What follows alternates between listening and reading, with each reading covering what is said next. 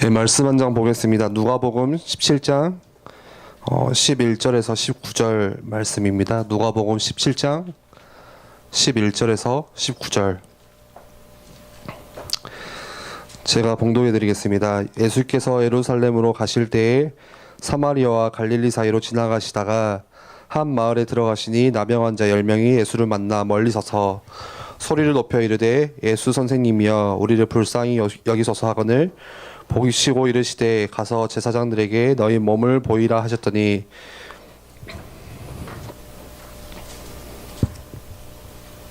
그들이 가다가 깨끗함을 받은지라.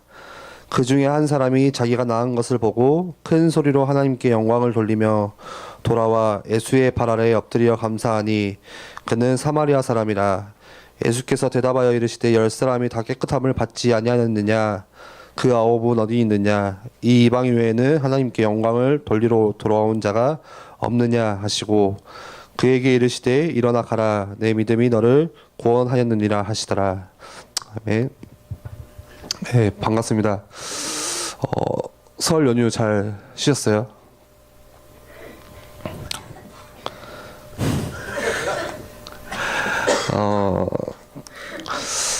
그 데살로니가전서 5장 16절 18절에 여러분들 너무 잘 아는 말씀 있죠. 항상 기뻐하라, 쉬지 말고 기도하라, 범사에 감사하라. 그리고 뒤에 중요한 말씀하세요. 이것이 그리스도 예수 안에서 너희를 향하신 하나님의 뜻이니라. 그런데 사단은 이거와 반대되는 시스템으로 자꾸 우리를 속여 들어가는 거거든요. 뭐라고 하죠? 항상 걱정하라, 쉬지 말고 불평하라, 범사에 원망하라. 이것이 사단의 뜻이다.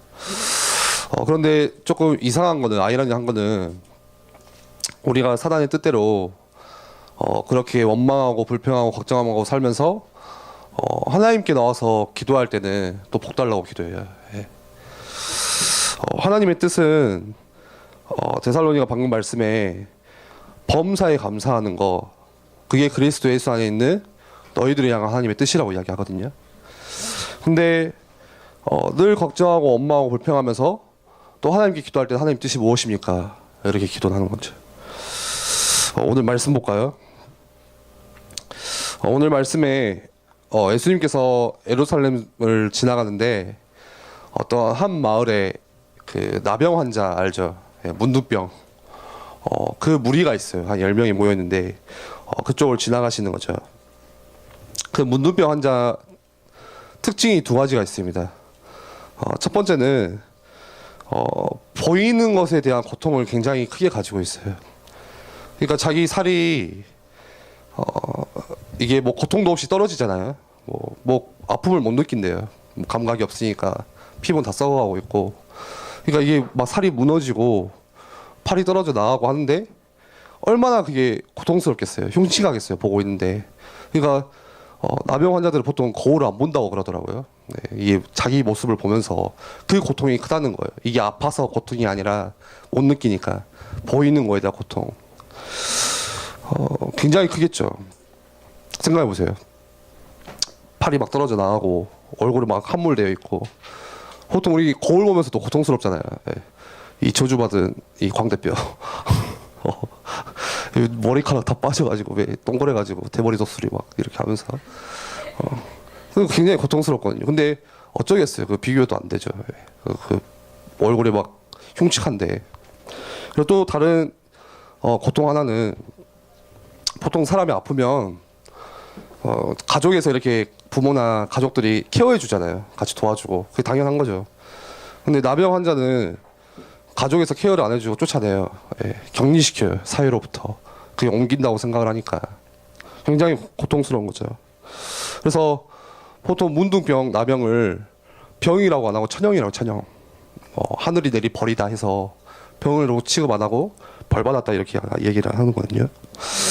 근데 오늘 나병 환자 10명이 있는데 그 나병 환자들이 예수님이 지나가는 거를 예루살렘을 향해서 지나가는 걸 보게 된 거죠. 그래서 12절에 한 마을에 들어가시니 나병 환자 10명이 예수를 만나 멀리 서서 나병 환자들이 멀리 서서 본 거예요. 그때 당시에 법에는 문둥병 걸린 사람들이 가까이 갈 수가 없어요. 그래서 멀리 서서 예수님을 본 거죠. 가까이 갈 수는 없고. 그래서 13절에 소리를 높여 이르되 예수 선생님이여 우리를 불쌍히 여기소서 하거늘. 메시아가 이곳을 지나가는 소식을 들으니까 어떠겠어요?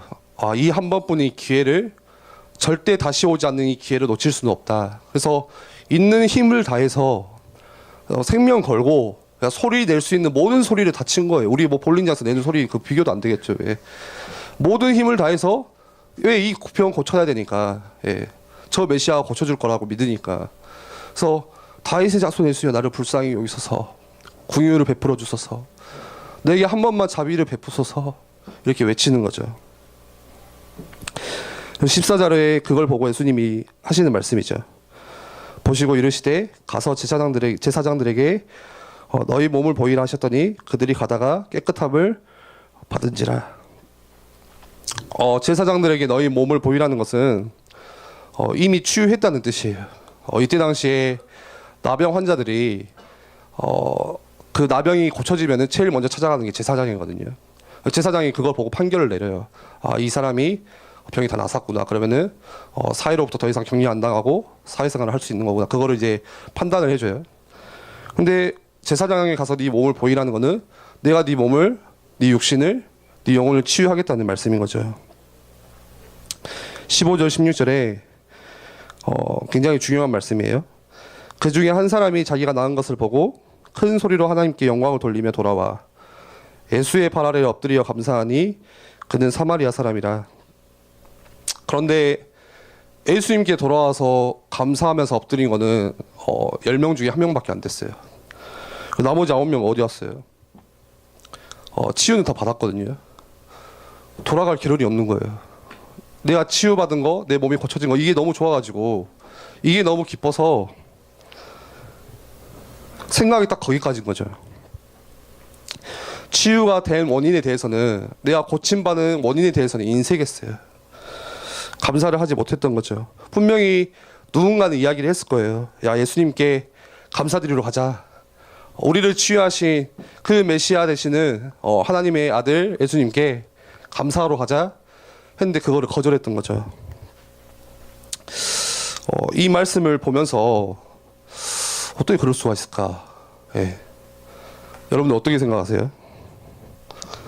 어떻게 나병을 그 저주받은 천영 하늘의 벌을 받고도 치유를 받았는데 치유해 주셨는데 어떻게 나 몰라라 하고 모른 척하고 갈 수가 있죠? 어떻게 그럴 수가 있어요? 그런데 우리가 그렇게 살고 있어요. 그 한국 속담에 그런 말이 있거든요. 물에 빠져서 건져내줬더니 나와서는 뭐 주라고 하죠? 보따리도 달라 그래요. 그래요. 은혜 받았는데 보따리도 달라고 해요. 그렇게 산다니까요. 그래서 예수님이 물으시죠. 17절 18절에 10사람이 다 깨끗함을 받지 않았냐? 그 9은 어디 갔냐? 이 이방인 이 한 사람 외에는 하나님께 영광을 돌리러 돌아온 자가 없냐? 예수님의 관심은 어디에 있었냐면 왜 다 고침을 받았는데 9명은 다 어디 가버리고 1명만 지금 왔냐? 그거 물으시는 거예요. 예수님의 진짜 관심은 어디에 있었냐? 이 사람들 삶 속에 진짜 감사가 있는지 확인하고 싶었던 거죠. 그런데 대부분 사람들이 많은 사람들이 9명 같이 살아요. 지금 여기 모인 사람이 한 20명 되잖아요. 한 18명은 원망하고 불평하고 걱정하면서 살아요. 그리고 딱 2명만 감사하면서 살아요.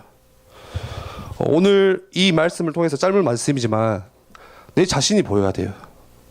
우리가 말씀을 들을 때 혹시 여러분들 말씀 들을 때 어떻게 들으시나요? 설교로 들으시나요? 그래서 저주받아요 그러면. 말씀 들을 때 어떻게 들으세요? 또 똑같은 말씀 들었던 말씀. 그렇게 들으면 그냥 가셔도 돼요. 여기 학원이 아닙니다. 여기는. 많이 안다고 해서 시험 보고 테스트 받아가지고 졸업장 받는 게 아니라 말씀을 들을 때 거울로 보셔야 돼요. 이 말씀을 통해서 내 자신의 모습이 보여야 돼요. 오늘 내 모습이 이방인과 같은 그 한 명인지, 아니면 9명과 같은 그냥 내가 받은 응답에 거기에 취해서 살아가고 있는, 감사도 모르고 살아가는 그 사람인지. 10사람이 고침을 받았는데 19절에 중요한 이야기를 하죠. 네 믿음이 너를 구원하였느니라. 고침을 받은 건 10사람 다 받았어요. 근데 구원받은 거는 한 사람이었대요. 진짜 축복이죠. 예. 영원한 생명, 천국을 소유하는 그 축복, 그거를 받은 사람은 그 감사로운 한 사람이었어요. 여러분들 여기서 감사한 사람과 감사하지 않은 사람 두 가지의 특징을 진짜 알으셔야 돼요. 굉장히 큰 차이가 있어요. 일반적인 은총, 특별 은총이라는 게 있거든요. 신학에. 일반적인 은총은 누구에게 주어지는 은총이에요. 오늘 우리가 똑같은 공기를 마시고, 똑같은 햇볕을 쬐고, 똑같은 물을 마시고 사는 거, 그거는 불신자도 똑같이 우리에게 주어지는 일반적인 은총이에요. 특별 은총은 뭐냐? 하나님께서 내려주시는 구원의 그 생명이. 예. 근데 그 특별한 은총이 누구에게 주어지냐 했을 때, 오늘 말씀에는 감사한 사람에게, 하나님께 돌아와서 엎드려서 하나님을 찬양했던 그 이방인 한 사람에게 구원이 얻어졌어요. 9명은요 다 갔다니까요. 여러분 오늘 예배하러 오실 때, 아침에 예배하러 오실 때 어떤 마음으로 오셨어요? 우리에게는 감사거리가 굉장히 많죠. 예. 그런데 우리가 그거를 모르고 살아가요. 예. 실제 생각해 보면은 감사거리 굉장히 많아요. 근데 그걸 몰라요. 그래놓고 우리 뭔 생각하죠? 큰 응답이 오면 내가 감사할 수 있을 거라고 생각하는데 그렇지도 않아요. 예. 오늘 말씀처럼 우리에게 뭐 문둥병이 있는 것도 아니잖아요. 어디 사회로부터 우리가 격리를 당한 것도 아니잖아요. 그런 경험도 없이 굉장히 감사할 거리가 많은데, 오늘도 우리가 건강한 몸 가지고 차를 몰고 이 예배의 자리에, 축복의 자리로 자유롭게 나와왔어요. 그런데 어떤 마음으로 오늘 이 예배의 자리에 오셨어요? 대부분 사람들은 오늘 9명처럼 하나님께서 내게 주신 은혜를 회상할 줄 몰라요. 근데 한 명은 그 하나님께서 내게 주신 은혜, 그 감사를 회상했던 거죠. 그냥 예배에 나올 때 그냥 나오는 거예요. 아무런 생각 없이. 이번 주가 연휴였잖아요. 아침에 일어났는데, 저 전도사잖아요. 교회 가기 싫다. 그런 마음이 들더라고요. 왜 놀라세요? 왜 다들 아닌 것처럼 막 교회 가고 싶어서 왔어요 오늘? 예. 막 끌려서 온 사람도 있잖아요. 막. 예. 당연히 오기도 하고. 그냥 마음에 좀 쉬고 싶다. 그 연휴 후유증이라는 게 있잖아요.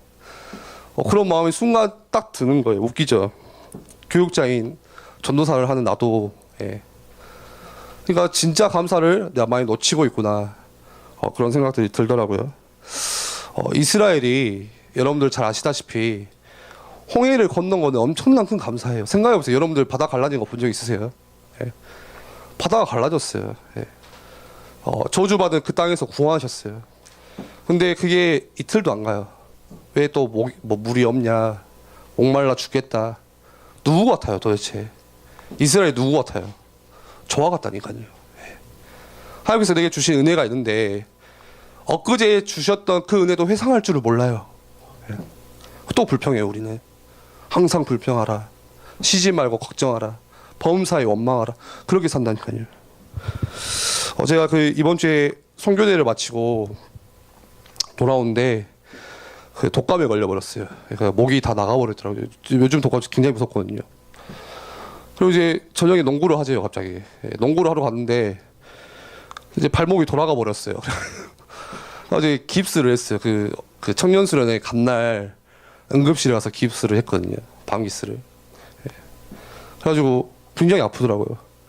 메시지 하나도 못 듣고 그 수련회비가 얼마였죠? 6만 원 내고 메시지 하나도 못 듣고 운전만 하다 오고.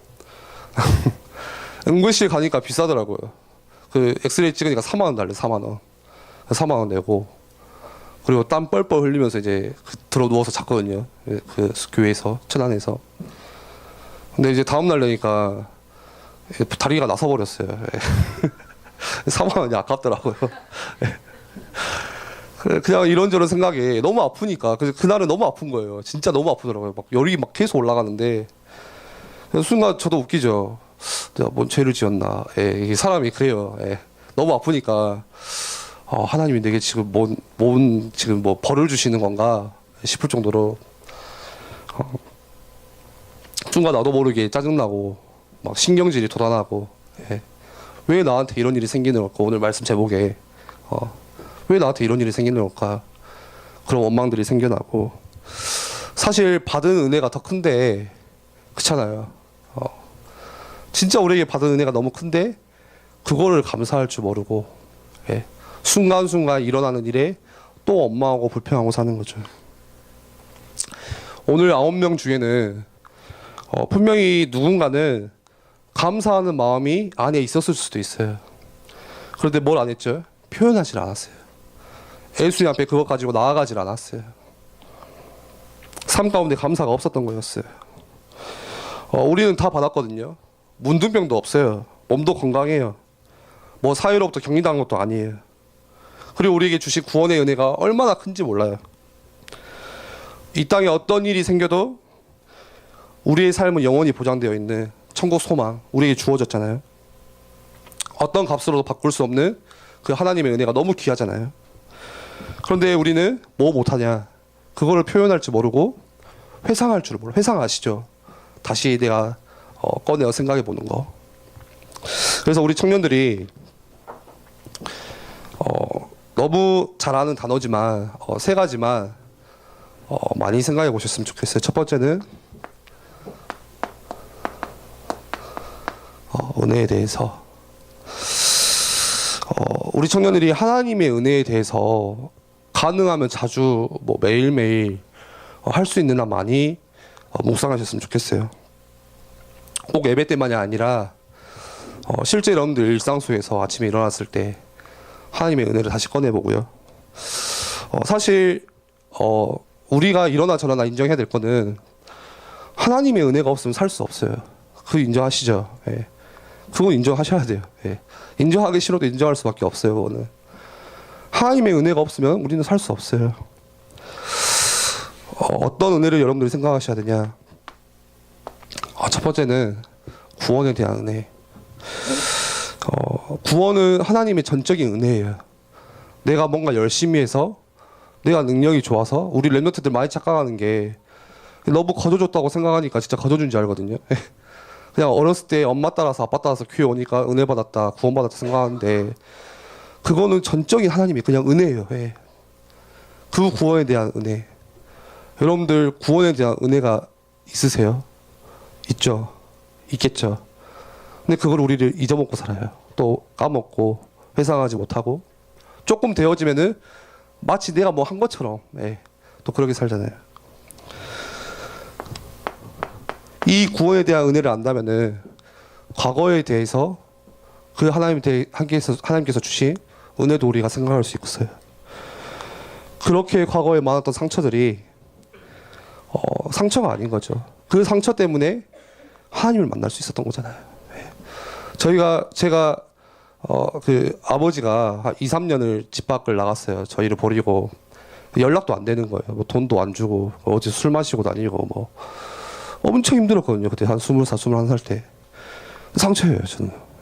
말은 못하지만 굉장히 큰 상처예요. 어머니랑 거의 이혼하려고 하시고. 근데 그게 상처가 아니에요. 그것 때문에 제가 하나님을 만났거든요. 그것 때문에 내가 주의 종이 돼야겠구나. 복음 전해야겠구나. 상처가 아닌 거죠. 우리의 오늘도 마찬가지죠. 이 오늘 속에서 하나님의 은혜를 생각하세요. 우리가 산 오늘, 우리가 오늘 했던 일, 우리가 만났던 뭐 만남들 모두가 다 하나님의 은혜예요. 여러분들 사기당하면 은혜 아닙니까? 그것도 은혜라니까요. 나중에 천국에 가서 보면 그 은혜예요. 그게 뭐 당연히 봤어요. 알죠. 우리의 미래도 마찬가지죠. 또한 은혜예요. 영원한 생명, 영원, 영생 되어지는 은혜를 주시고 우리의 미래는 영원한 승리만 남아있는 거죠. 그 은혜인 거죠. 이 하나님의 은혜를 생각하면 생각할수록 뭐가 없어지냐 그러면 내게 없어져요.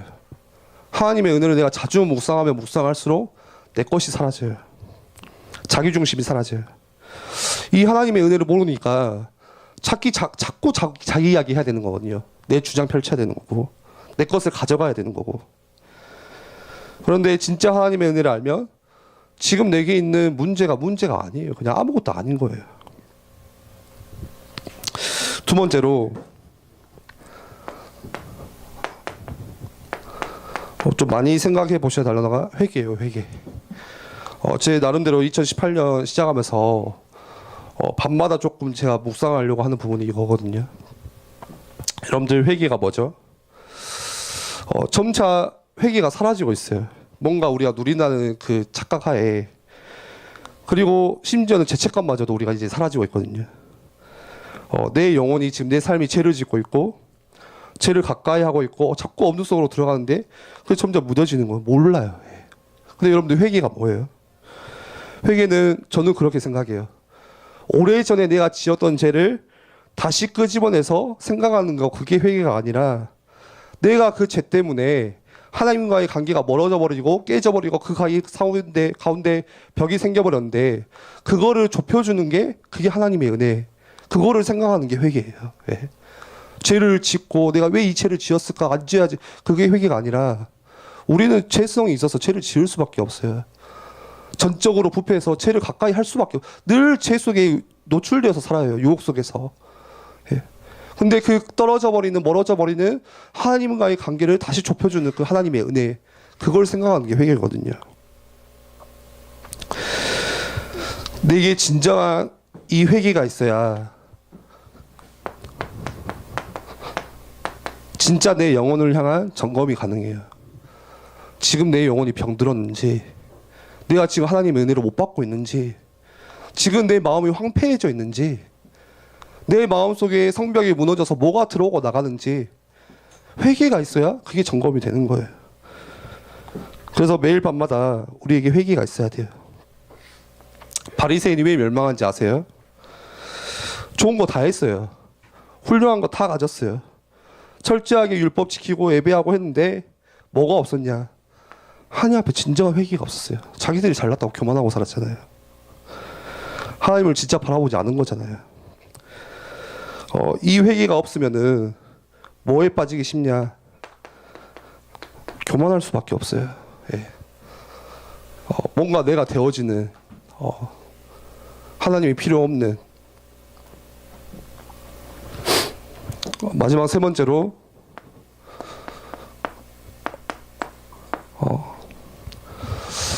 내가 하나님의 은혜를 진짜 알고 있고 내게 진짜 하나님께 돌아갈 수 있는 그 회개가 있다면 그때 비로소 진정한 감사를 우리가 드릴 수 있겠죠.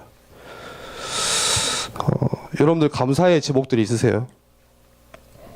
우리가 하루 살면서 원망하고 불평하는 거리가 훨씬 많은 것 같아요. 감사보다는. 근데 조금만 우리가 생각을 바꿔보면 감사할 것들이 너무 많아요. 진짜 많아요. 예. 우리가 오늘 하루 숨 쉬고 있는 것도 감사하잖아요. 예. 오늘 아침에 알람 울리면서 일어났을 때 여러분들 감사하셨어요? 아, 저놈의 알람을 또 왜 울려가지고 막. 예. 왜 우리 엄마는 일어나지도 않는데 그 새벽기도 맨날 알람 맞추고 제가 끄거든요. 근데 감사한 거잖아요. 뭔 뜻이에요? 아, 내가 오늘 또 사람 숨 쉬고 있구나. 하루를 시작하는구나. 감사할 거리죠. 근데 우리는 꼭 응답이 와야만 감사하는 것 같아요. 예. 또 큰 응답이 오면은 더 큰 감사를 할 수 있지 않을까, 그렇게 착각하는 것 같아요. 말씀을 마무리할게요. 그 스패포드라는 사람이 있어요. 미국에. 여러분들 누군지 잘 모르시겠지만 들어보시면 알 거예요. 그 직업이 이제 변호사거든요. 그리고 의대 교수도 했고요. 그리고 그 엄청난 큰 사역을 했던 D.L. 무디에 굉장히 가까운 친구였어요. 그러다 보니까 이제 변호사도 하고 하니까 교회 재정에 대해서 재정부를 맡고 또 나름대로 자기 그 굉장히 큰 재산들이 있었겠죠. 교수도 하고 하니까 의학도 공부를 하고. 근데 그 한 100 몇 년 전에 1800년도 정도에 시카고에서 큰 화재가 일어났어요. 실제로 진짜 큰 화재가 일어나서 지금 건물이 다 바뀌었잖아요, 아예. 근데 그때 이제 이 사람이 재산이 많았겠지만 그 재산도 다 불타버린 거예요. 모두 다 그냥 재가 돼버린 거죠. 얼마나 마음에 오는 상실감이 크겠어요. 내가 한 40년, 50년을 열심히 일해서 모았던 돈이 한순간에 그냥 사라져 버렸어요. 그래서 이제 그거를 조금 이게 기분 전환할 겸 가족들하고 여행을 가자고 계획을 세워요. 좀 이렇게 생각을 바꾸자 해서 좀 힐링도 하자. 그래서 딸이 4명이 있었거든요. 딸 4명과 아름다운 와이프와 같이 유럽으로 여행을 가자 계획을 세우고 배에 태워서 이제 와이프랑 딸 먼저 보내고 딸 4명 먼저 보내고 자기는 여기 남아서 미국에 남아서 먼저 일 더 마무리하고 이제 유럽으로 넘어가려고 하는 거죠. 근데 며칠 뒤에 이제 전보 하나가 날라와요. 근데 뭐냐, 그 배가 가다가 이제 백길이 충돌해가지고 대서양에 그대로 가라앉아 버린 거예요.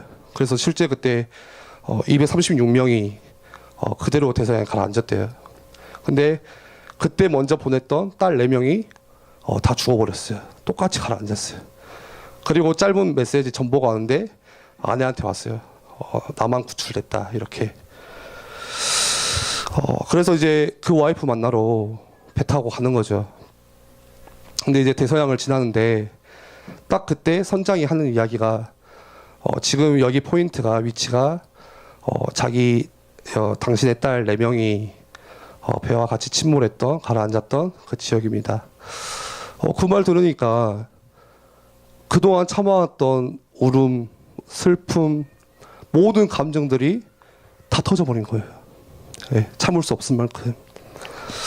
그래서 그 스페포라는 사람이 이제 선장실을 들어가서 밤새 울면서 왜 나에게 이런 일이 생겼을까? 왜 나에게? 재산도 없어졌죠. 그렇게 사랑하는 딸 엄청 얼마나 이쁘겠어요. 그 딸 4명도 한순간에 사라져 버렸어요. 아내 막 겨우 구출된 상황인데 그렇게 밤새 울고 울부짖고 하는데 새벽에 자기도 알 수 없는 신비스러운 뭔가 하나님의 은혜가 자기에게 다가왔대요. 그 사람 고백에 감사하는 마음도 하나님이 그때 주시더래요. 그래서 선장실에 아침에 나오는데 시 한 편 들고 딱 나와요. 그 시가 여러분들 잘 아시는 그 찬송가 413장이에요.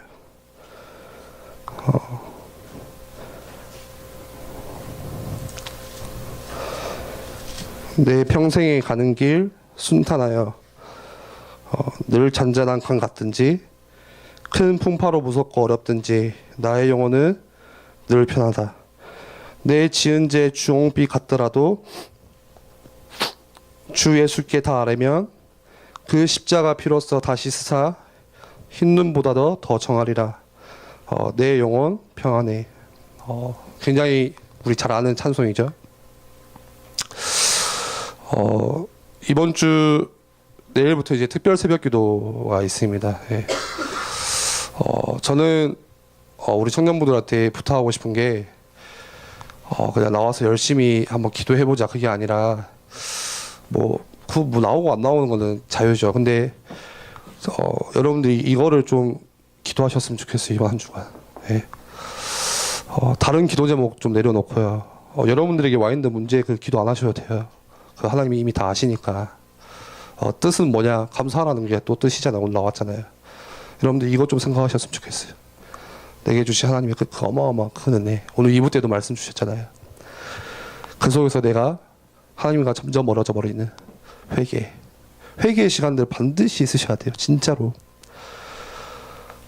이 시간이 없으니까 우린 다 하거든요. 내 앞으로 뭘 일을 해야 될지, 어떤 걸 해야 될지, 무슨 준비를 해야 되는지, 뭘 먹고 살아야 되는지 그런 계획들을 다 세워요. 근데 정차 하나님과의 관계는 하나님과의 사이는 멀어져 버리고 있어요.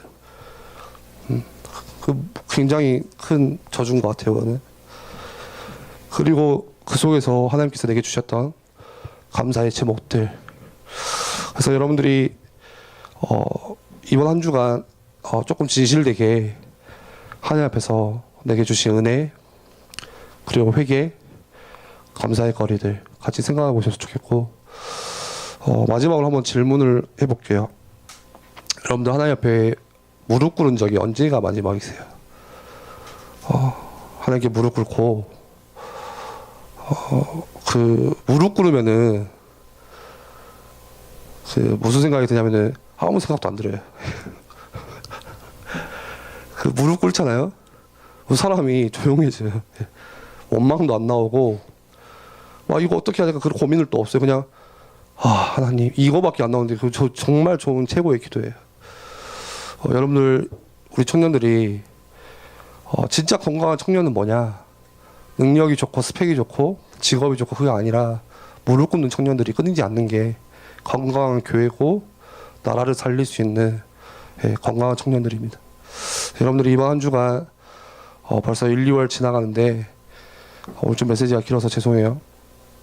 하나님 앞에 다시 좀 무릎 꿇고 내게 주신 은혜를 조금 생각해 보시고, 그리고 오늘 말씀처럼 9명이 아니라 1명처럼 감사를 회복할 수 있는 시간들이 되었으면 좋겠습니다. 우리 같이 기도하겠습니다.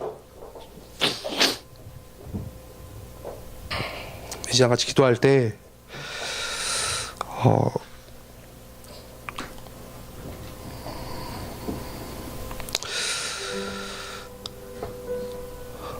구원받은 하나님의 백성에게는 좋은 일이 있든 나쁜 일이 있든 어떤 일이 있든지 능력의 하나님께서 다 합력하여 선을 이루신다고 하셨습니다.